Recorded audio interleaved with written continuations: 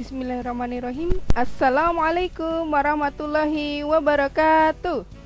Berjumpa lagi bersama Bunda Erisa. Kita akan belajar bersama tentang jantung manusia, yaitu sesuai dengan tema 4 yang bertema sehat itu penting, yaitu yang terutama adalah bagian jantung pusat denyut, bahwa manusia itu masih termasuk makhluk hidup, ya. Di sini jantung manusia itu besarnya seberapa ya? Ada yang tahu? Pasti belum tahu ya, karena sama-sama belum pernah melihat secara nyata bagaimana jantung manusia itu. Nah, di pelajaran kali ini berdasarkan ilmuwan mengatakan bahwa jantung manusia itu besarnya sekepal tangan kita masing-masing. Ya, kalau adik bayi kepalanya kan kecil tuh, maka jantungnya sebesar itu. Begitu juga dengan kalian. Tentu di antara kalian pasti ada yang lebih kecil, lebih besar kan. Nah, makanya kalau kita sekepal gini berarti jantung kita sebesar ini. Ya, situ ya. Kemudian perhatikan yang sangat menarik dengan gambar animasi berikut ini adalah jantung. Animasi bergerak itu alirannya kelihatan ya. Ada aliran warna biru dan aliran warna merah. Nah, ini terlihat bergerak jantungnya. Kalau kita dengar duk duk duk duk duk duk. Nah, itu bisa kita ukur kecepatan denyutnya itu menggunakan alat namanya elektrokardiograf, menghitung kecepatan denyut. Jantung ini merupakan alat pompa ciptaan Allah Subhanahu wa Ta'ala. Masya Allah ya. Jadi kita patut bersyukur pada Allah Subhanahu wa Ta'ala ya. Alat pompa itu bisa digerakkan dengan cepat oleh siapa? Yaitu otot miokardium. Ya. Otot miokardium ini ototnya paling kuat karena bagian memompa aliran darah. Kalau bagian menahan supaya bungkus jantung ini tidak bocor, yang di samping ini, pinggir-pinggirnya ini namanya otot perikardium. Ya, sedangkan yang di bagian tengah seperti pembatas antara warna biru dan merah ini juga memiliki otot-ototnya kan, harus menahan supaya tidak bercampur antara biru dan merah. Maka di sini ada namanya otot endokardium. Nah, kemudian di bagian warna pink muda ini namanya katup jantung atau sekat, ya. Yaitu yang tempat menempelnya otot-otot bagian tengahnya ini menahan pemisah, yaitu otot apa tadi? Endokardium. Lihat alirannya ya. Kalau aliran dari sini masuk sebelah kanan, perhatikan pada gambar ini bagian kiri itu jantungnya adalah ini ya, berwarna merah pada gambar ya. Pada gambar yang di sebelah sini ini namanya jantung bagian kanan. Perhatikan, darah masuk ke dalam jantung itu pasti melewati pintu. Kita aja masuk melewati pintu masuk ya. Pintu masuknya ini namanya serambi. Kalau masuk pasti aliran darahnya bertekanan rendah. Tapi kalau darah yang keluar ini dipompa dari bagian bawah ke menuju ke atas harus kencang nih. Makanya aliran yang keluar adalah bertekanan tinggi ya. Seperti itu. Dan perhatikan lapisan pembungkus jantung di bagian atas dan bawah berbeda. Yang di bagian bawah ini lebih tebal dan bagian atas tidak. Karena itu tadi aliran masuk bertekanan rendah. Jadi cukup tipis saja nggak apa-apa. Allah ciptakan seperti itu. Kemudian yang paling bawah tebal ini dikarenakan butuh tekanan yang tinggi agar darah itu dapat mengalir ke atas dengan cepat. Ada yang di bagian ke seluruh tubuh dan ke bagian paru-paru. Nanti Bunda akan jelaskan berikutnya ini. Perhatikan animasinya akan berbeda. Nah, berbeda ya. Di sini tidak terlihat. Oh, terlihat juga ya pergerakan dari lapisan pembungkus jantung. Hanya saja sini gerakannya lebih lambat. Karena Bunda akan menjelaskan bagian-bagian dari jantung. Ini merupakan di buku tema ada di halaman 3 ya, yaitu bagiannya. Yang pertama tadi sudah pembukaan di awal, Bunda katakan pintu masuk itu pasti namanya serambi. Dan pada gambar yang berwarna biru ini adalah jantung bagian kanan. Kalau bagian yang merah ini adalah jantung bagian kiri, maka diberi nama di sini kiri ya. Kemudian yang sebelah warna biru ini kanan ya, itu. Jadi ada 4 ruang jantung. Yang paling atas ini tempat pintu masuknya ya. Tempat pintu masuk diberi nama serambi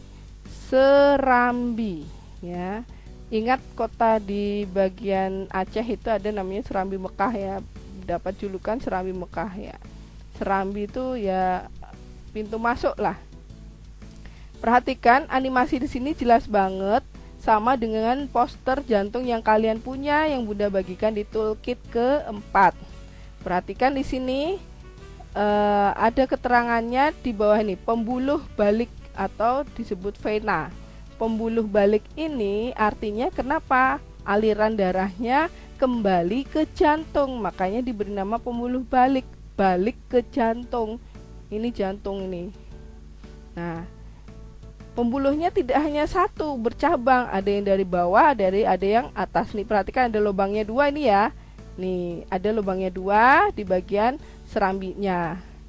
Ya, seperti ini, dia akan mengalir ke bawah dan otomatis kalau di bagian atas ini penuh, dia akan membuka katupnya ini otomatis hingga menuju ke ruang, namanya apa?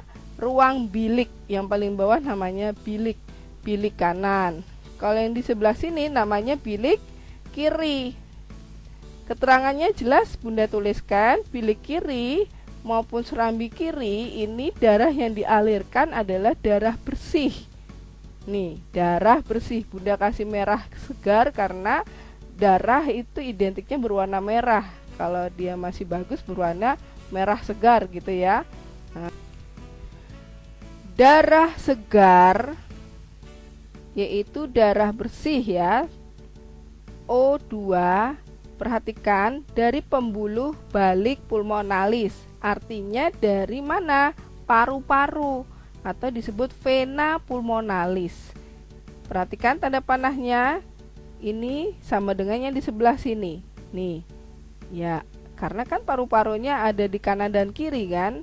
Nah, di sini ada vena pulmonalis, di sini pun juga ada vena pulmonalis bertemu di lubang atas dan lubang bawah, memenuhi ruangan apa? Serambi kiri, left atrium. Left atrium ini penuh, otomatis membuka katupnya memenuhi daerah ruangan bilik kiri, left ventricle. Ya, penuh. Dengan begitu otomatis otot-otot jantung yang kuat atau miokardium tadi dengan cepatnya memberikan tekanan tinggi sehingga alirannya ini bisa ke atas dengan kencang dan siap menuju ke seluruh tubuh, siap diedarkan, siap didistribusikan darahnya. Makanya pembuluhnya bernama pembuluh nadi atau aorta atau disebut arteri ya. Di sini ada bercabang ke bawah untuk menuju ke seluruh tubuh bagian bawah. Kalau ini bagian atas. Paham ya? Kemudian darah tersebut sudah dinikmati oleh manusia. Manusianya jadi seger, mendapatkan darah bersih. Tapi setelah untuk berkegiatan, pastinya darah yang sudah terpakai, apapun yang kita pakai kan pasti kotor nih. Kalau kita mau makan, piringnya yang tadi bersih jadi kotor kan, habis dipakai. Nah, seperti itulah. Maka darah yang kotor itu kembali kemana? Ke jantung. Nah, kembali ke jantung artinya berputar lagi seperti tadi yang Bunda jelaskan di awal, ya. Intinya diingat-ingat bahwa semuanya memiliki cabang dan akan bertemu bersatu. Seperti ini kan cabang bertemu. Yang di sini pulmonalis, pembuluh balik pulmonalis sama pembuluh balik pulmonalis yang di sini bersatu lagi di sini ketemunya, ya kan. Begitu juga yang warna ungu ini sama, namanya pembuluh nadi pulmonalis. Di sini pembuluh nadi pulmonalis. Bedanya apa? Di sini nadi. Artinya nadi itu yang keluar. Di sini keluar menuju ke paru-paru, di sini keluar menuju ke paru-paru. Sedangkan balik ke jantung. Maka balik ke jantung dari mana? Dari paru-paru. Balik ke mana? Balik ke jantung dari mana? Dari paru-paru. Jadi dari jantung ke paru-paru itu pembuluh balik pulmonalis. Paham ya sampai di sini? Ingat, kalau nadi itu arteri, kalau balik itu vena. Mengerti? Sangat mudah kita pelajari jantung kita seperti pada animasi ini. Oke? Paham ya? Bisa amati betul-betul pergerakan animasinya ini, insya Allah memudahkan kita belajar jantung kita sendiri. Ingat, yang kecil ini adalah bahasa Latin atau bahasa Inggrisnya lah ya. Nah, kalau bahasa Indonesianya yang besar ini yang di atas ya. Dan selanjutnya, nah, nanti di soal tidak akan ada animasi ya, kecuali kalau misal di Google Form di setting ada videonya, bolehlah. Tapi biasanya kan ujian dengan kertas secara tertulis, tidak mungkin ada gambar animasi. Biasanya akan muncul seperti ini, gambar pada ujian. Nah, maksudnya apa ini Bunda? Ya, kalau kita sudah mempelajarinya sangat mudah ya. Perhatikan, yang di tengah ini adalah tentu apa? Jantung. Seperti yang Bunda katakan pada gambar. Pada gambar yang di sebelah sini nih, yang Bunda tunjukkan dengan tanda panah yang bergerak ini, kursornya Bunda, ini adalah jantung bagian kanan. Pertukaran CO2 dan O2 di alveolus ya. Gitu. Kemudian akhirnya si darah menggandeng siapa? Oksigen atau O2. Setelah menggandengnya kencang, banyak oksigen yang digandengnya, keluarlah dari alveolus. Menuju kemana aliran darah? Pastilah kembali menuju ke jantung, yaitu nih berwarna merah, berubah berwarna merah, keluar dari paru-paru, yaitu masuk ke jantung serambi kiri menjadi darah bersih. Nah, yang disinilah sirkulasi darah yang Bunda sebutkan, kita melewati paru-paru, maka diberi nama peredaran darah kecil. Karena kan paru-paru itu kan sama tubuh kita ini lebih besar tubuh, yang lebih kecil paru-paru, ya kan? Sehingga diberi nama peredaran darah kecil. Kemudian ada gambar manusia di sini melambangkan bahwa ada aliran darah yang rutenya dimulai dari sebelah bagian jantung, yaitu bagian kiri. Ini dari serambi kiri, bilik kiri, kemudian dikeluarkan melalui aorta menuju ke seluruh tubuh untuk dimanfaatkan oleh manusia bisa beraktivitas. Setelahnya darah akan menjadi kotor kembali. Kotor kembali ini akan kembali ke jantung. Pastinya masuk ke dalam jantung bagian kanan, yaitu serambi kanan, kemudian ke bilik kanan. Itulah yang dinamakan peredaran darah besar karena melewati tubuh kita yang besar ini ya. Yang tadi adalah peredaran darah kecil melewati paru-paru. Perhatikan yang bagian atas ini. Nah, ini kesimpulan ketika kita sedang memfeedback diri sampai di mana kita paham tentang pembuluh nadi dan pembuluh balik. Masih ingat? Balik berarti kembali ke jantung. Masih ingat kembali ke jantung ini? Nih Bunda tunjukkan, maka darahnya darah kotor, mengandung CO2. Sedangkan pembuluh nadi itu adalah di mana? Nadi aorta, yaitu menuju ke seluruh tubuh, yaitu darah bersih, mengandung kaya oksigen. Itu ya perbedaannya. Dan bedanya apa? Namanya kalau balik tadi ini berwarna hijau ini balik atau vena. Sedangkan nadi itu adalah apa? Arteri, karena bertekanan tinggi, cepat. Perbedaan berikutnya antara nadi dan balik ya. Nadi tadi apa? Cepat ya. Cepat itu seperti jalan arteri, jalan cepat, arteri nadi. Balik vena ya. Perbedaan ketiga adalah apa? Aorta itu mengedarkan darah menuju ke seluruh tubuh. Ini adalah pembuluh nadi atau aorta ya. Ini mengalir darah dari jantung ke seluruh tubuh. Tapi kalau balik tentu kebalikannya, yaitu mengalirkan darah dari seluruh tubuh menuju ke jantung. Paham? Nah, tapi kalau misalnya ada pembuluh nadi pulmonalis, berarti pembuluh nadi pulmonalis yaitu mengalirkan darah dari mana?